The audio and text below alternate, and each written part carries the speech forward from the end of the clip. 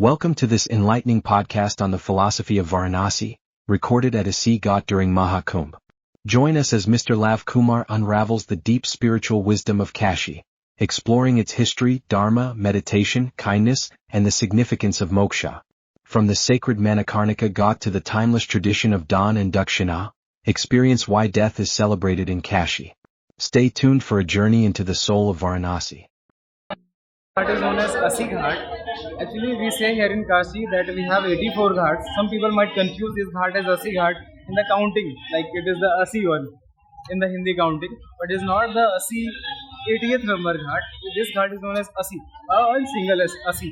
Why this ghat is known as Assi Ghat? Just because near to this ghat, where our journey has been made of the cruise, there is a river called Assi that comes to meet Ganga. And why that river is emerged? Because like Shri Durga, the Hindu goddesses, when she had to kill two demons, Shum and Nishum, she had picked her weapon, a sword, which is known as Assi, and she used to kill that two demons with that sword, and that sword has landed on a place, and from that place a river has been emerged, water body, and that river is known as Assi, and that river comes to meet that place, and where we have our entered the journey of truth, and that's why this entire area is known as Mohalla Assi. And that's why this ghat is known as Assi Ghat. Also, taking a dip in this ghat is considered to be very pure and sacred from the Hindu perspective. Why? Because this place is known as the Haridwar of Kashi. So, if you never been to Haridwar, just come to this ghat and take a dip. It is considered the equal value that you receive in Haridwar that you will receive in taking a bath on Assi Ghat as well. Just next to the Assi Ghat, we have a ghat that is known as Tulsi Ghat. What is known as Tulsi Ghat is that you have heard that Goswami Tulsidas, who has written Ramcharitmanas. On the very ghat, he has written the entire Ramcharitmanas, and there we have a temple which is established by Tulsidas, and he has established the idol of Hanumana and Rama, and he has written the original Ramcharitmanas that is still preserved on that ghat. The original Ramcharitmanas. And the wooden slippers that he used to be like for his own personal use, that is still preserved on that ghat, on the Tulsidas ghat. So on that sequence we have 84 ghats in Kashi. Why it is 84 ghats? That is written on Hindu Puranas that we have 84,000 Devi Devtas in the Hindu mythology, and each 1,000 of the Devi Devtas are worshipped on each one of the ghats. And on the annual festival of Kashi, this entire 84 ghats are like just to welcome all those 84,000 Devi Devtas from the heaven in Kashi, and they like celebrated like anything else.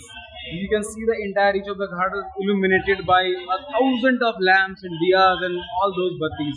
So at that day when you come to Kashi, you will see the heaven. So that is the annual festival of Kashi, which is known as Dev Deepavali. The philosophy of Dharma is that it stands on the four legs. The very first leg is the Satya, which we call Satya in Hindi.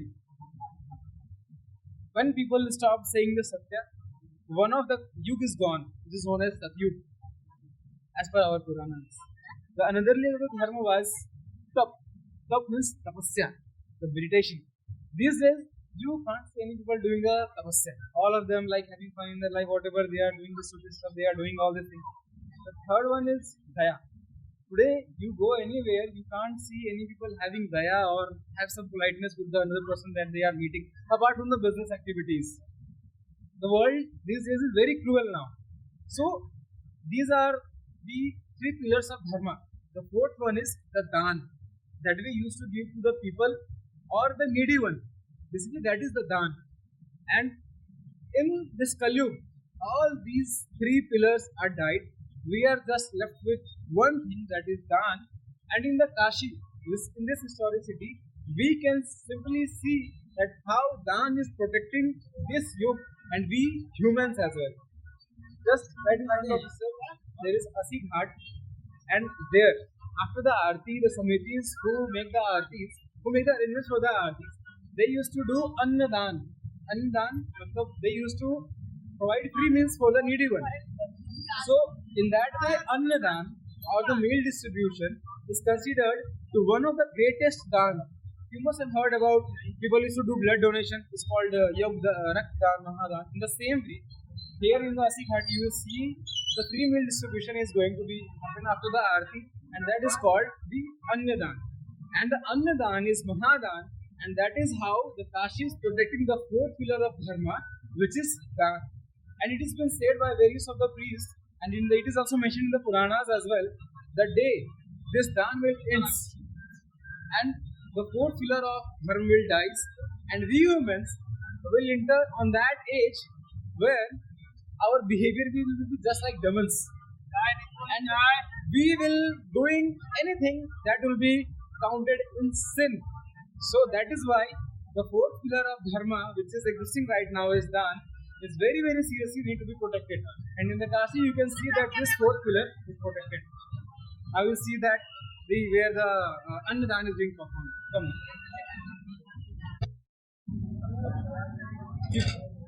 There is a famous American author known as Mark Twain. In his book, he has mentioned that Kashi is older than history itself. But he has quoted, and now I say that Kashi is as much older as any civilization that we have seen so far.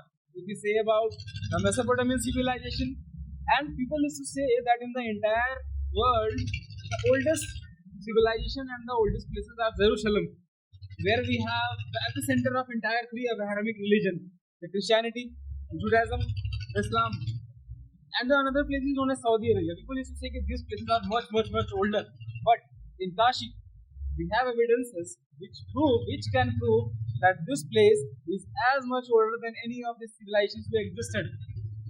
Here, when you visit in the outskirts, you will see there are temples which are older than 2,500 years. Now, I'm not saying this like from being heard from anyone.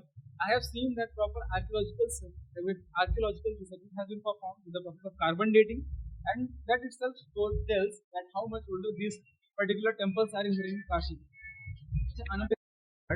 And I tell you about few of the ghats which are much more important with the perspective of the spiritualism is that, as I've already told you about the Assi Ghat, the Tulsidas Ghat. The another, actually in Kashi, people are fantasized for the cremation ghats that we have. Like people used to get cremated here 24/7 with the burning fires. In Kashi we have two cremation ghats. The first one is the Harishchandra Ghat. Why it is used for cremation is that Harishchandra was a king known for his truthfulness, known for his ability of Daan and Dakshina. Any needy person who comes to him and asks that I need something, he used to give them by all his might that he can. So on that particular ghat, for the cremation of his own son, he has come at that ghat and he has given his entire kingdom to a Brahmin who has asked that, okay, I am going to perform the rituals for your son, but in return you have to give me this much of Daan.